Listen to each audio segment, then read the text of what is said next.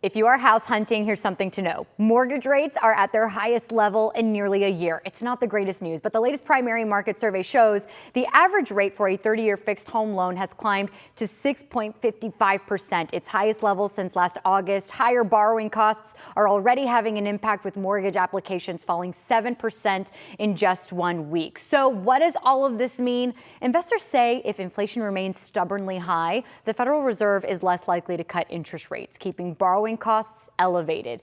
Now, rising home prices may have some buyers thinking twice about entertaining the North Texas housing markets, but the good news with all of this is that the local market here specifically has cooled and mortgage rates have remained relatively steady, at least for now. Now, here to give us more insight on whether to buy or sell a home is local luxury real estate agent Kevin McDonald. Good morning to you, Kevin.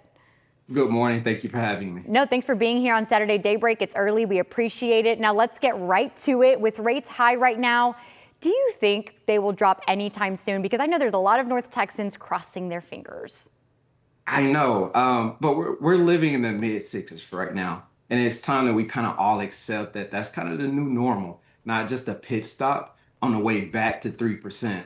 The Fed isn't rushing to cut rates anytime soon. So I tell my clients, stop waiting on a rescue that may not be coming right now. Hopefully a little bit later. I would love to see that. But here's the good news. DFW buyers are adjusting to the reality. They're not disappearing from the market. We're starting to see people come back out because life has to move on for people. Yeah, that's a good way to put it. And adjusting to reality is also a great way to put it. The only constant is change, right? So give us an idea of what's actually happening in the DFW market. There was some good news that you mentioned. It's kind of steady here. So should buyers sit tight? Should they make a move? What is your best professional opinion on that?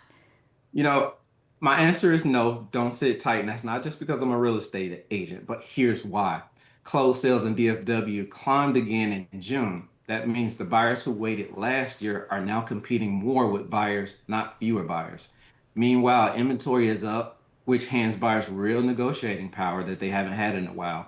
And sitting on a sideline isn't free. So either your rent or your equity is still moving, whether you are or not.